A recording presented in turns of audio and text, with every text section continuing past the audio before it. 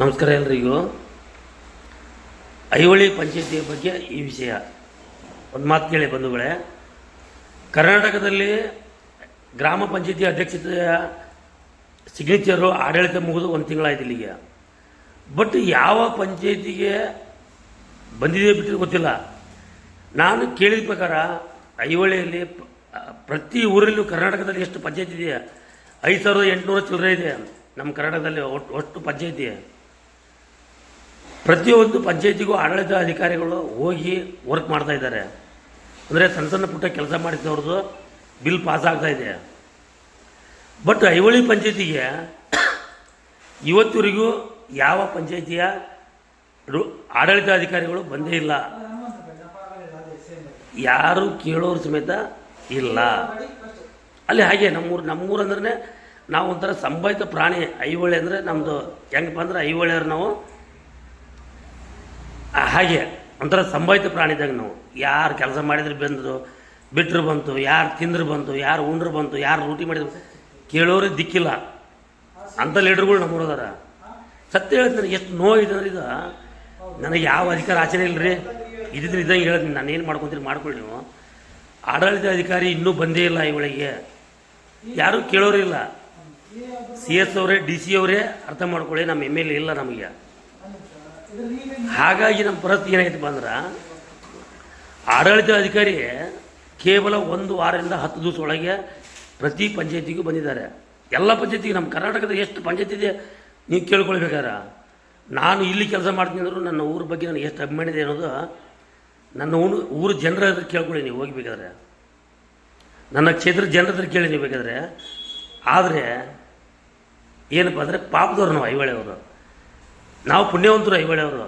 ಯಾರು ಏನೋ ಲೂಟಿ ಮಾಡಿದ್ರು ಕೇಳೋರು ದಿಕ್ಕಿಲ್ಲ.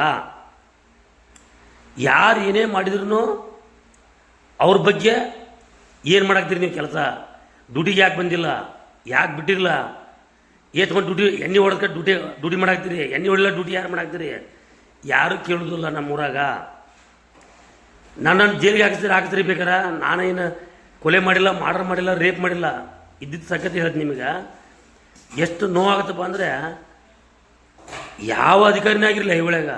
ಒಂದು ಪೋಸ್ಟ್ ಆಫೀಸ್ ಅಂತ ಹಿಡಿದು ಏನೋ ಒಂದು ಪೊಲೀಸ್ ಇಲಾಖೆ ಐಹೊಳೆ ಅಂದರೆ ಡೋಂಟ್ ಕೇರ್, ಯಾರು ಕೇಳೋರಿಲ್ಲ ಅಂಥ ಪುಣ್ಯ ಅಂತಂದ್ರೆ ನಮ್ಮೂರಲ್ಲಿ ಲೀಡರ್ಗಳು ಅದಾರ. ನನಗಂತೂ ಅಣ್ಣ ನನ್ನ ಕೈಲಿ ಆದಷ್ಟು ನಾನು ಮಾಡಿದ್ದೀನಿ. ನನಗೆ ಕೈಲಿ ಆದಷ್ಟು ಹೇಳಿದ್ರು ಯಾರೂ ತಲೆ ಹಾಕೊಳ್ಳೋದೇ ಇಲ್ಲ. ಆಡಳಿತ ಅಧಿಕಾರಿ ಬರ್ದೇನೆ ಬಿಲ್ ಪಾಸ್ ಆಗಲ್ಲ.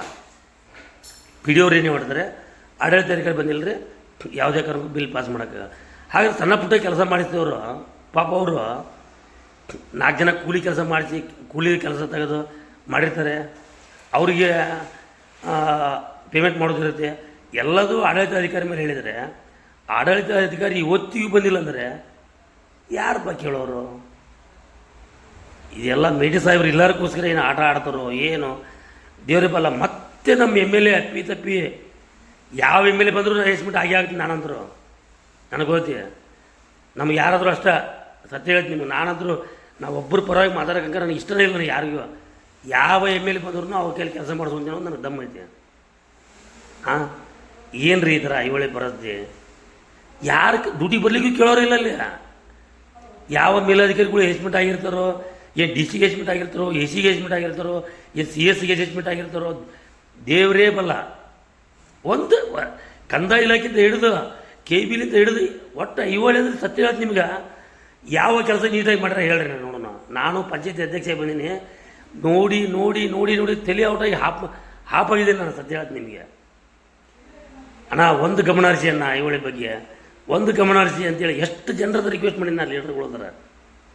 ಇಲ್ಲ ಹನುಮಂತ ಯಾಕೋ ಹಿಂಗೆ ಹೇಳಾಕ್ತಾನೆ, ಅವ್ನ ಬಗ್ಗೆ ಕೇಳಬೇಕು, ಹೌದಾ ಅಲ್ಲ ಅಂತ ಪರೀಕ್ಷೆ ಮಾಡ್ರಿ. ನಾನು ಸುಳ್ಳು ಹೇಳಿದ್ರೆ ಅವ್ರ ಮ್ಯಾಗ ಅಪರಾಧ ಹಾಕೋಲ್ಲ. ಸರಿಯಾಗಿ ಡ್ಯೂಟಿ ಬರೋದಿಲ್ಲ, ಸರಿಯಾಗಿ ಕುಡ್ದು ಡ್ಯೂಟಿ ಮಾಡ್ತಾರೆ. ಸರಿಯಾಗಿ ಕುಡ್ಕೊಂತ ಅವ್ರ ಡ್ಯೂಟಿ ಚಲೋ ಇರುತ್ತೆ. ಎಲ್ಲೋ ಗಿಡಬಿಟ್ಟು ಕುಂತಿರ್ತಾರೆ ಎಲ್ಲ ಅಧಿಕಾರಿ. ಅಲ್ಲ ಈ KB ಅಂತ ಹಿಡಿದು ಪ್ರತಿಯೊಂದು ಅಧಿಕಾರಿ ಒಳಗೆ ಕೆಲವೊಂದು ಅಧಿಕಾರಿಗಳು ಅವ್ರಿಗೆ ಹೇಳಿ ನಾನು ನಮ್ಮ ಲೀಡರ್ಗಳು ಅದಾರ, ಯಾರು ತಲೆ ಹಾಕೊಳ್ಳೋದೇ ಇಲ್ಲ. ಏನಪ್ಪ ಇದು ಅವಸ್ಥೆ ಇದು? ಹಾಂ, ನಮ್ಮ ಹತ್ರ ಹೋರಾಟ ಮಾಡೋಷ್ಟು ದೊಡ್ಡ ಜನನೂ ನಾನಲ್ಲ. ದಯವಿಟ್ಟು ನಿಮ್ಮ ಕೈ ಮುಗಿದ್ನಿ. ಇದಕ್ಕೆ ಸಂಬಂಧಪಟ್ಟಂಥ ಅಧಿಕಾರಿಗಳಿಗೆ ಐಹೊಳೆಗೆ ಯಾರು ಡ್ಯೂಟಿ ಮಾಡ್ತಾರೆ ಅದಕ್ಕಿಂತ ಮೇಲಧಿಕಾರಿಗಳಿಗೆ ಸ್ವಲ್ಪ ಜಾಗ್ರತೆಯಿಂದ ಡ್ಯೂಟಿ ಮಾಡಲಿಕ್ಕೆ ಹೇಳಿ. ಪುಣ್ಯಕ್ಷೇತ್ರ ಐಹೊಳೆ ಅಂತ ಇಡೀ ಭಾರತ ದೇಶಕ್ಕೆ ಹೆಸರು ಪಡೋದ್ರಿ. ನಿಮಗೆ ಅಷ್ಟೊಂದು ಜ್ಞಾನ ಇದ್ರೆ ಸ್ವಲ್ಪ ಐಹೊಳೆ ಹೆಸರು ನೆನಪಿಟ್ಕೋರಿ. ಐಹೊಳೆ ಅಂದರೆ ಏನು, ಅದರ ಆ ಐಹೊಳೆ ಹೆಸರಿನ ಮಹತ್ವ ಏನು ಅಂತ ತಿಳ್ಕೊಳ್ಳಿ ನೀವು. ನಿಮಗೆ ಏನು ಹೇಳೋಲ್ಲ, ಆ ದೇವರೇ ತಕ್ಕ ಶಿಕ್ಷೆ ಕೊಡ್ಬೇಕಷ್ಟೇ, ಬೇರೆ ಏನು ಹೇಳೋಲ್ಲ. ಆ ಪುಣ್ಯವಂತ ರಾಮಲಿಂಗ ಅನ್ನಲ್ಲ, ಆ ರಾಮಲಿಂಗ ನೋಡಲಿ, ನಿಮ್ಮ ಡ್ಯೂಟಿ ನೀವು ಸರಿಯಾಗಿ ಮಾಡ್ತೀರ ಮಾಡಿರಿ. ಮಾಡ್ಲಿಕ್ಕೆ ರಾಮಲಿಂಗಿಗೆ ಬೇಡ್ಕೊಂತೀನಿ, ಆ ಧರ್ಮಸ್ಥಳ ಮಂಜುನಾಥ ಬೇಡ್ಕೊಂತೀನಿ, ಏನು ಹೇಳೋದಿಲ್ಲ.